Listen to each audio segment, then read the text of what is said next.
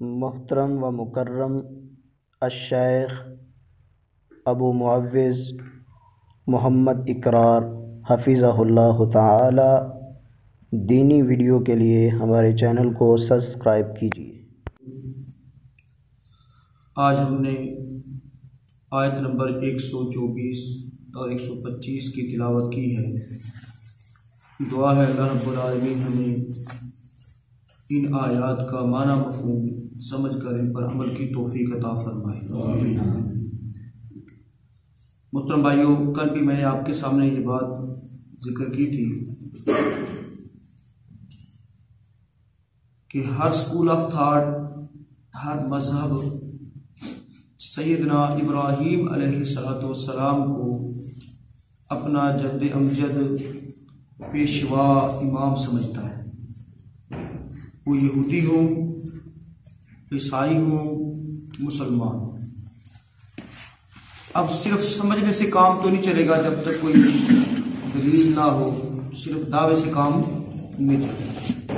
تو اللہ رب العالمین نے سیدنا ابراہیم علیہ السلام کی اصل تعلیمات، ان کی سیرت کا بیان، اور اسی طرح سے انہوں نے کس چیز کی دعوت دی تھی، اب وہ اصل حقیقت حال اللہ رب العالمین نے یہاں پر بیان فرمائی ہے، تاکہ ہر مذہب، ہر اسکول آف تھاٹ، ہر نظریے کے لوگ وہ سیرت ابراہیم علیہ السلام سے واقفیت حاصل کریں اور اس پیمانے میں اپنے آپ کو جانچ سکیں، دیکھ سکیں کہ واقعتاً ہم سیرت ابراہیم پر چل رہے ہیں، ابراہیمی مذہب پر چل رہے ہیں، اسوہ ابراہیم کو فالو کر رہے ہیں، یا اپنی خواہشات کے پیچھے پڑے ہوئے ہیں۔ تو یہ بات بیان کرنا بڑا ضروری تھا۔ اس لیے اللہ رب العالمین نے ابراہیم علیہ السلام کا واقعہ، آپ کی سیرت کے روشن پہلو، ان کو بیان کرنے سے قبل اللہ تعالیٰ نے ابراہیم علیہ السلام پر آنے والی آزمائشوں کا ذکر فرمایا کہ دیکھو تمہیں تو کچھ آزمائشیں پہنچی نہیں ہیں، بلکہ اگر کوئی پہنچی ہے تو تم نے واویلا کیا ہے، ناشکری کی ہے، نافرمانی کی ہے، بھٹک گئے ہو۔ جبکہ ابراہیم علیہ السلام پر دیکھیں دن رات ہر وقت آزمائش ہی آزمائش تھی ان کے اوپر، لیکن ان کی استقامت دیکھیے، ان کا اللہ کے ساتھ لگاؤ دیکھیے، ان کا اللہ کے اوپر توکل دیکھیے، ہر ایک چیز میں وہ نمبر 1 تھے۔ اور تمہارا دعویٰ یہ ہے کہ تم ان کے پیروکار ہو، لہٰذا ڈفرنٹ دیکھو، فرق دیکھو کہ تمہارے اور ان کی سیرت میں کتنا فرق ہے۔ اب ترجمہ دیکھیں، انشاءاللہ بات آپ کو سمجھ آئے گی۔ فرمایا وَإِذِ ابْتَلَىٰ، واو کا مطلب اور، از جب، یہ ظرف زمان کے لیے آتا ہے۔ ابتلا ہم عام طور پر اردو میں ایک لفظ مبتلا استعمال کرتے ہیں، کیا مطلب ہوتا ہے؟ دو چار کرنا، مبتلا یعنی وَإِذِ ابْتَلَىٰ، اور جب آزمایا ابراہیم علیہ السلام کو ربہ، اس کے رب نے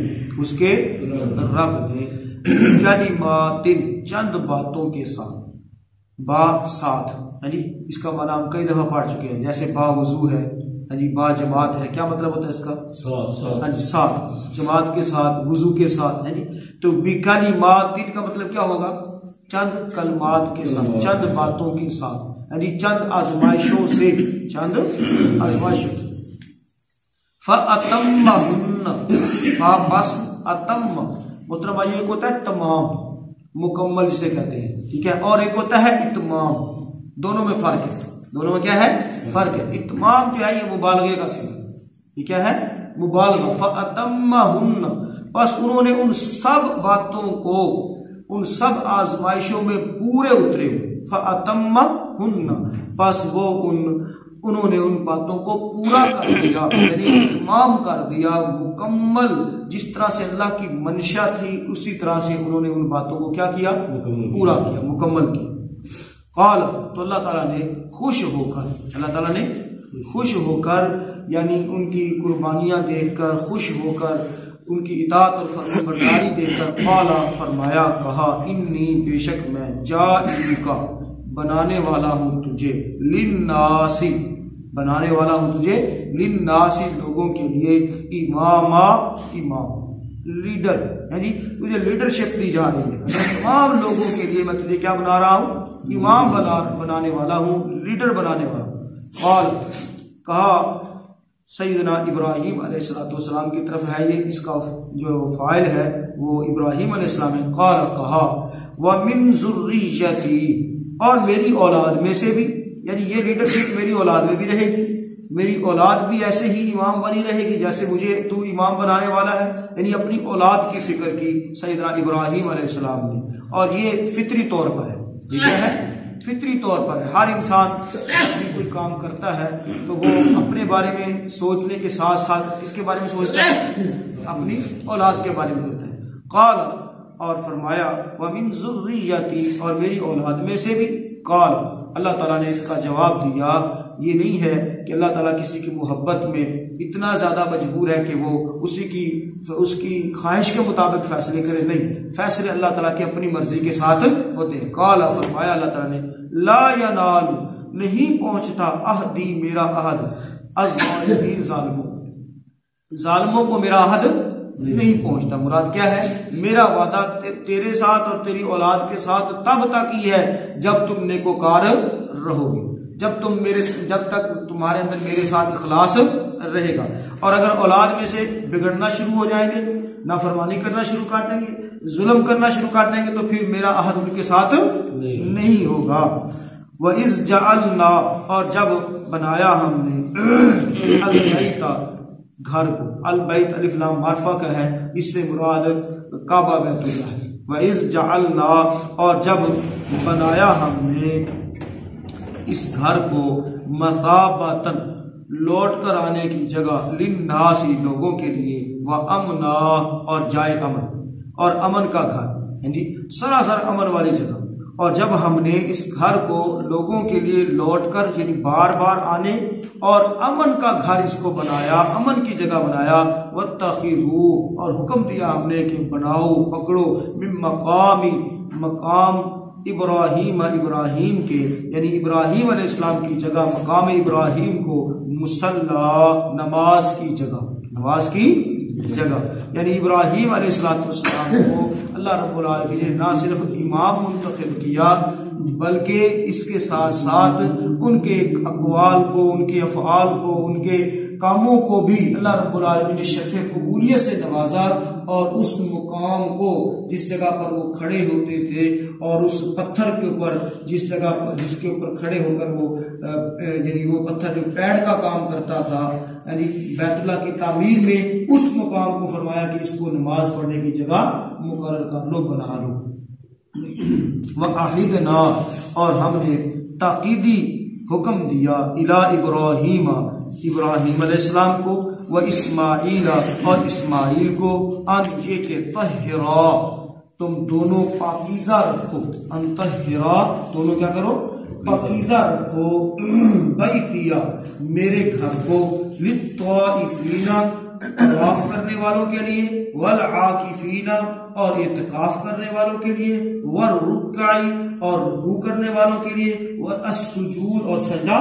کرنے والوں کے لیے میرے گھر کو پاک صاف رکھو یہ اللہ نے حکم دیا کس کو اپنے دو جلیل القدر پیغمبر سیدنا ابراہیم علیہ السلام اور سیدنا اسماعیل علیہ السلام کو تو گویا یہ بہت اہم ڈیوٹی تھی یہ بہت اہم ڈیوٹی تھی مسجد کو بنا کر گھر کو تعمیر کر کے فارغ ہو کر بیٹھ جانا یہ نہیں ہے بلکہ مسلسل اس کی آباد کاری کے لیے کوشش کاوش کرتے رہنا اس کی صفائی ستھرائی اور دیگر ضروریات کا ہمیشہ خیال رکھنا یہ ایک مکمل ڈیوٹی ہے یہ ایک مکمل کیا ہے ڈیوٹی ہے حالانکہ انہوں نے بنا دیا تھا تعمیر کر دیا تھا لوگ آ رہے تھے جا رہے تھے اب یہ اسپیشلی ڈیوٹی اللہ تعالیٰ نے ان کی لگا دوبارہ سے ترجمہ دیکھیں انشاءاللہ پھر آگے تفصیلی نکات دیکھیں گے وَإِذِ ابْتَلَىٰ إِبْرَاهِيمَ رَبُّهُ اور جب ابراہیم علیہ السلام کو اس کے رب نے چند باتوں میں آزمایا بِكَلِمَاتٍ چند باتوں میں فَأَتَمَّهُنَّ بس انہوں نے ان کو پورا کر دیا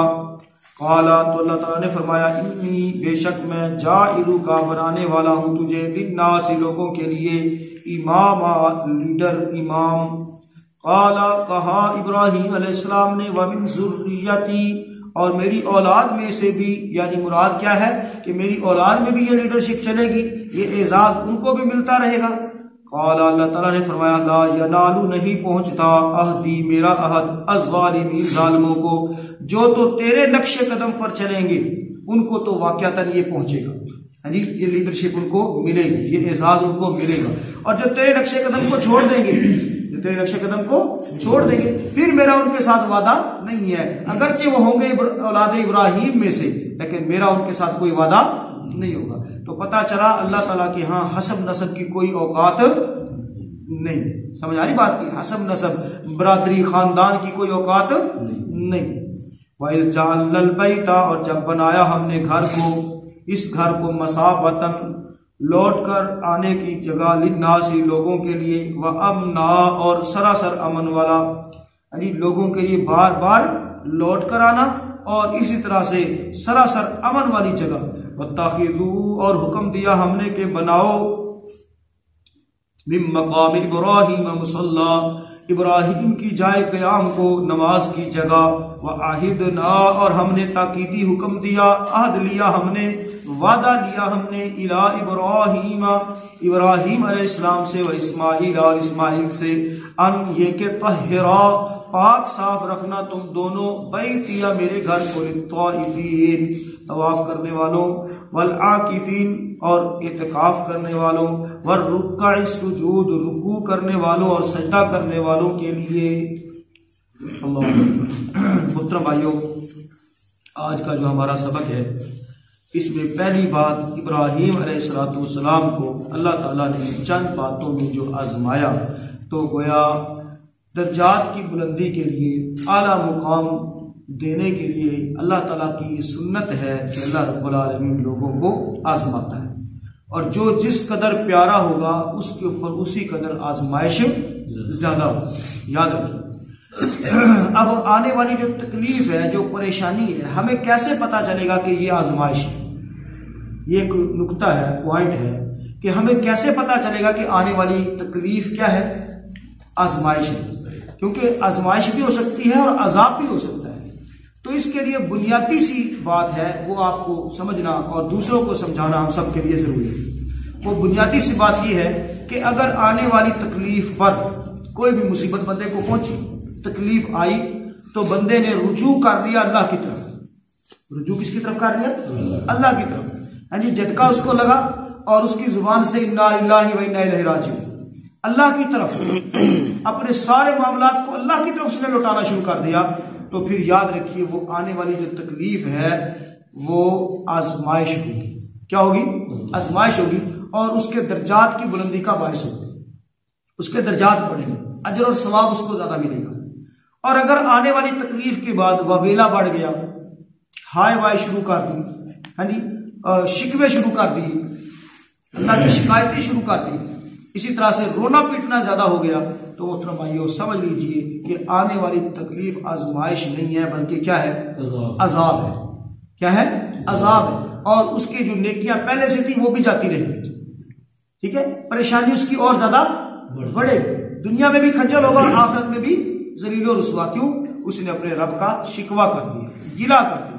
تو ایسے عالم میں محترم بھائیو ہمیں آزمائشوں کی، پہلی تو بات یہ کہ آزمائشوں سے پناہ مانگنی چاہیے۔ ہم اس لائق نہیں ہیں، ہم اس قابل نہیں ہیں کہ ہم آزمائشوں پر پورا اتر سکیں، اور اگر اللہ نے ہمارے مقدر میں آزمائش لکھی ہوئی ہے تو یہ دعا کرنی چاہیے، یا اللہ ہمیں ثابت قدمی عطا فرما۔ ہاں جی، تو آزمائشیں بڑی بڑی آئی ہیں مسلمانوں کے اوپر، ہر بندے پر جو بھی اللہ رب العالمین کو ماننے والا تھا اس کے اوپر آزمائشیں آزمائشیں۔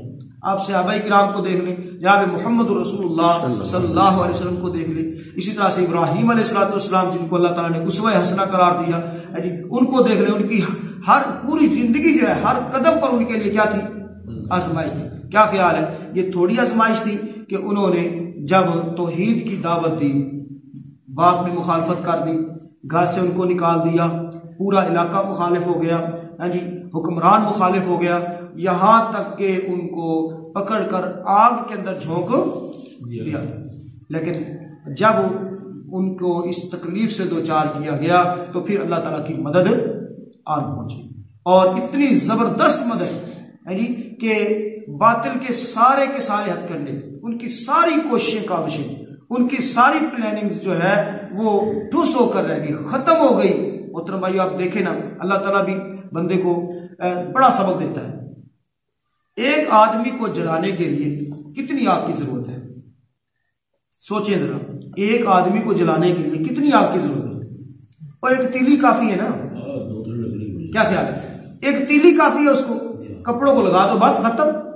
لیکن اللہ تعالیٰ نے ان کی عقلوں پر اتنا پردہ ڈالا، انہوں نے اتنا ایندھن جمع کیا جو 1 مہینے تک جل سکتا تھا، 1 مہینے تک جل سکتا تھا، اتنا ایندھن انہوں نے اکٹھا کیا ہے جی۔ اور پھر اس آگ میں ڈالنے کے لیے ایک منجنیق بنائی انہوں نے ہے جی، اور اس کے ذریعے جو ہے اس کو ابراہیم علیہ السلام کو تھرو کیا گیا، باقاعدہ طور پر دور سے جو ہے وہ اس کے اندر تھرو کیا گیا، پھینکا گیا۔ تو محترم بھائیو، جب ابراہیم علیہ السلام وہاں پر پہنچے تو اللہ رب العالمین نے آگ کو فرمایا قلنا یا نار کونی بردا و سلاما، اے آگ ٹھنڈی ہو جا اور سلامتی والی ہو جا، میرا مہمان آ رہا ہے اس کو ویلکم کر، یعنی میرا محبوب آ رہا ہے، میرا خلیل آ رہا ہے، اس کو ویلکم کر، اس کے لیے سلامتی والی بن جا۔ اب محترم بھائیو، بندہ سوچتا ہے نا کہ جب ابراہیم علیہ السلام وہاں سے زندہ نکلے ہوں گے تو سارے کا سارا علاقہ جو ہے وہ مسلمان ہو گیا ہوگا، آپ پر ایمان لے آیا ہوگا۔ ذہن میں آتی ہے نا بات، کتنا بڑا معجزہ دیکھ کر لوگ تو سارے مسلمان ہو گئے ہوں گے، لیکن افسوس یہ ہے محترم بھائیو کہ ایک بندے کے سوا کوئی ایمان، لوط علیہ السلام، بس اتنا بڑا معجزہ، ان کے سارے ہتھ کنڈے ٹھوس ہو گئے، ان کی ساری پلاننگ خراب ہو گئی۔ محترم بھائیو، پھر بھی صرف ایک بندہ ایمان لایا۔ آپ اندازہ کریں قوم کی بے حسی کا، دلوں کی سختی کا ہے جی، کہ اس قدر دل سخت تھے۔ آج تو الحمدللہ ہم کہتے ہیں نا وہ نہیں زمانہ، وہ نہیں رہا، ہم پتہ نہیں کیا کیا باتیں کرتے رہتے ہیں۔ محترم بھائیو، اللہ کا شکر ادا کیا کریں کہ الحمدللہ دلوں کے اندر نرمی موجود ہے، اور آج اس گئے گزرے دور کے اندر آپ درجنوں لوگ یہاں پر بیٹھے ہوئے الحمدللہ قرآن پڑھ رہے ہیں، سیکھ رہے ہیں، سمجھ رہے ہیں، یہ اللہ تعالیٰ کا خاص فضل ہے، اور اسی وجہ سے یہ دنیا بھی آباد ہے۔ سمجھ آ رہی ہے؟ تو یہ اللہ تعالیٰ کا خاص فضل ہے۔ اور اس وقت اتنا بڑا معجزہ، نبی سے بڑھ کر میٹھی زبان کسی کی ہو سکتی ہے؟ نبی سے بڑھ کر کوئی کریکٹر فل بھی ہو سکتا ہے؟ نبی سے بڑھ کر کوئی قربانیاں دینے والا بھی ہو سکتا ہے؟ نہیں محترم بھائیو، یعنی نبی انبیاء ماڈل ہوتے ہیں، نمونہ ہوتے ہیں، اور ابراہیم علیہ السلام تو اللہ کے خلیل تھے۔ ان کی زبان، ان کا عمل، ان کا کردار، ان کی قربانی دیکھ کر صرف ایک بندہ ایمان لایا۔ تو بھائیو، ابراہیم علیہ السلام کو اللہ تعالیٰ نے پھر اس لیے نمونہ قرار دیا۔ کیا قرار دیا؟ نمونہ قرار دیا۔ ان کے اوپر آزمائشیں، گھر سے نکالا جانا ہے جی، آگ کے اندر جانا، ہجرتیں، پریشانیاں، قدم قدم پر ان کی آزمائشیں، تو فرمایا ہر آزمائش پر وہ پورا اترے۔ کسی آزمائش میں یہ نہیں کہا کہ یا اللہ ہوں بس کر، بہت بڑی ہو گئی ہے جی، وہ میں اینی قربانیاں دے، میں ہوں قربانیاں دینا رہنا۔ نہیں محترم بھائیو، ہر آزمائش کو فَأَتَمَّهُنَّ، اور میں نے آپ کو سامنے اس لفظ کو کھول کر بیان کیا ہے۔ ایک ہوتا ہے تمام کرنا، مکمل کرنا، اور ایک ہوتا ہے اتمام کرنا، یعنی پوری طرح جس طرح سے اللہ کی ریکوائرمنٹ تھی نا، جس طرح سے اللہ چاہتا تھا، اسی طرح سے ابراہیم علیہ السلام نے اس عمل کو کیا کر دیا؟ پورا کر دیا۔ تو بھائیو، ہمیں بھی چاہیے کہ ہم اپنی زندگی کو ویسے ہی گزاریں جیسے اللہ چاہتا ہے، جیسے اللہ چاہتا ہے۔ یہ نمونہ نا ابراہیم علیہ السلام، یعنی آزمائشوں میں بھی وہ ویسے پورا اترے جیسے اللہ چاہتا تھا۔ اور ہم محترم بھائیو خوشحالی میں بھی ویسے نہیں جی رہے، خوشحالی میں بھی ویسے نہیں رہ رہے جیسے اللہ چاہتا ہے۔ کیا خیال ہے؟ میں آپ سب ہم کیا خیال ہے، یہ دعویٰ کر سکتے ہیں کہ ہمارا لائف سٹائل وہ ہے جو اللہ چاہتا ہے؟ کر سکتے ہیں دعویٰ؟ کوئی بھائی ہے جی محترم بھائیو، بڑے سے بڑا متقی، بڑے سے بڑا پرہیزگار وہ یہ دعویٰ نہیں کر سکتا کہ ہمارا لائف سٹائل وہی ہے، ہمارا جینے کا طریقہ وہی ہے، ہمارا جو ہے اٹھنے بیٹھنے کا طریقہ وہ ہے جو اللہ چاہتا ہے۔ محترم بھائیو، پھر افسوس ہی کر سکتے ہیں جیسے۔ تو بھائیو، آج سے انشاءاللہ ہم نے تہیہ کرنا ہے کہ ہم نے اپنا لائف سٹائل وہ بنانا ہے، اپنے جینے کا، رہنے سہنے کا، اٹھنے بیٹھنے کا طریقہ وہ اپنانا ہے جو ہمارا اللہ چاہتا ہے۔ یہ پہلی بات کی۔ دوسری بات محترم بھائیو، قربانیاں ہوتی ہیں تو پھر اللہ تعالیٰ عظمتیں بھی عطا فرماتا ہے۔ یاد رکھیے، عزت محترم بھائیو وہ مانگی نہیں جاتی بلکہ کمائی جاتی ہے۔ عزت کیا کی جاتی ہے؟ کمائی جاتی ہے۔ اس کے پیچھے قربانیاں ہوتی ہیں۔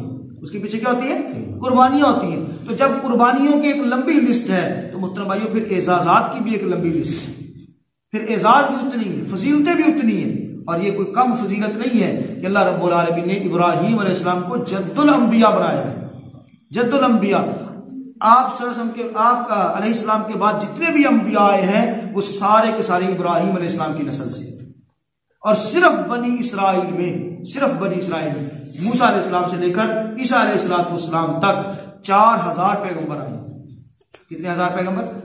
4000 پیغمبر۔ کتنا بڑا اعزاز ہے، ہاں جی، کتنا بڑا اعزاز ہے۔ ساری نسل جو کوئی ایک بندہ سیدھا ہو جائے نا، کوئی ایک بندہ کسی اچھی پوسٹ پہ ٹر جائے تو صدیاں ساڈا نام جڑا نا وہ چل رہا ہے کہ فلانے کا پتر، ہاں جی۔ تو ابراہیم علیہ السلام کو اللہ تعالیٰ نے صرف بنی اسرائیل میں 4000 پیغمبروں سے نوازا، اور جناب محمد رسول اللہ صلی اللہ علیہ وسلم بھی سیدنا ابراہیم علیہ السلام کی نسل سے ہیں۔ آپ صلی اللہ علیہ وسلم فرمایا کرتے تھے کہ میں اپنی ماں کا خواب اور حضرت عیسیٰ کی بشارت اور سیدنا ابراہیم علیہ السلام اپنے دادا کی جو ہے دعاؤں کا نتیجہ ہوں۔ یعنی آپ صلی اللہ علیہ وسلم فخر کے ساتھ یہ بات بیان کرتے تھے کہ میں ابراہیم علیہ السلام کی دعا ہوں، اپنے باپ ابراہیم کی دعا ہوں، اپنی ماں کا خواب ہوں، سیدنا عیسیٰ علیہ السلام کی بشارت۔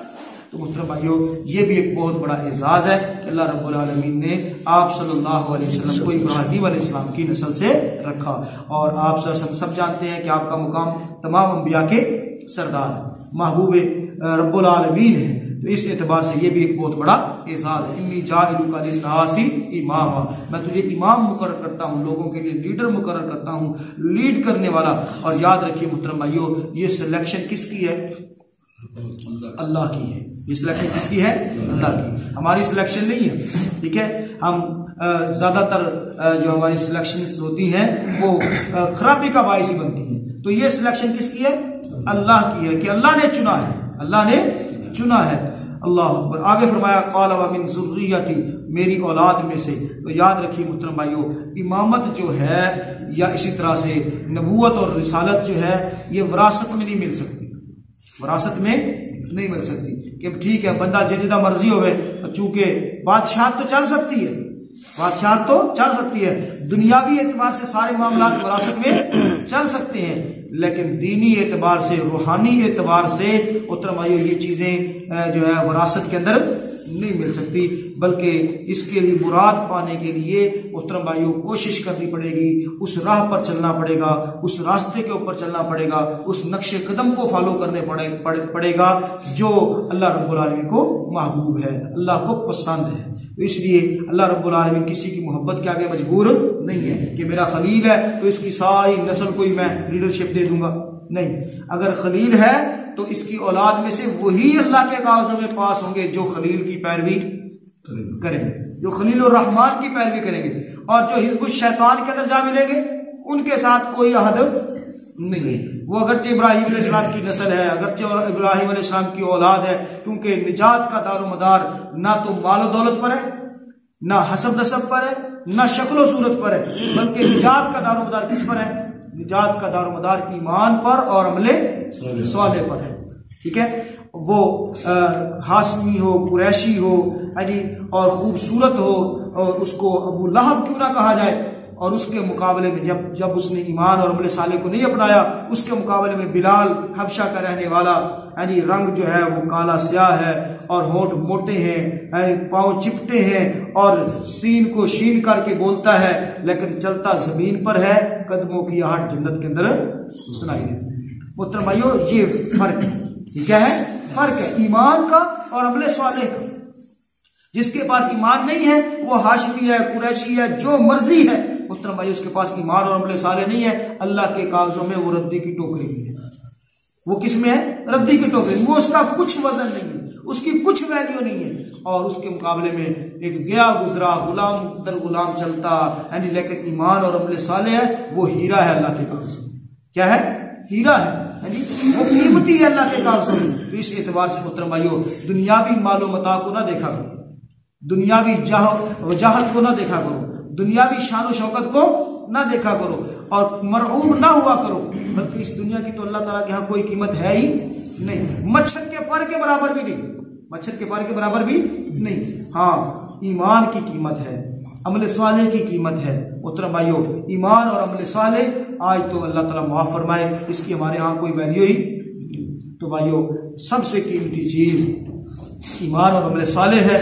آج بات ذرا لمبی ہو رہی ہے تو اللہ تعالیٰ نے فرما دیا میرا جو ہے عہد وہ ظالموں کو پہنچنے والا نہیں ہے۔ تو یاد رکھیے ہم اپنے آپ کو پہلے ظلم سے بچائیں، بدعات سے بچائیں، شرک سے بچائیں، گناہ سے بچائیں، ایمان اور عمل صالح کو اپنائیں، انشاءاللہ ہم مراد کو پا جائیں گے، مراد کو پا جائیں گے، کامیاب ہو جائیں گے۔ اور اگر اسی ڈگر پر چلتے رہے جو ڈگر اس وقت ہے محترم بھائیوں، تو پھر ہم یہ خوش فہمی یا یہ سوچ یا نظریہ کہ ہم تو امت محمد ہیں، کل بھی میں نے آپ کے سامنے یہ بات ذکر کی کہ صرف اور صرف امت محمدیہ یہ اعزاز اس کے اوپر خوش ہونا محترم بھائیوں کافی نہیں رہے گا، نجات کے لیے یہ کافی نہیں ہے۔ جیسے اللہ تعالیٰ نے پہلے انبیاء کو اللہ تعالیٰ نے پہلے انبیاء کی اولادوں کو ریجیکٹ کر دیا تھا ان کے ایمان اور عمل صالح کی غیر موجودگی میں، تو اسی طرح سے کہیں اللہ تعالیٰ ہمیں بھی ریجیکٹ نہ کرے۔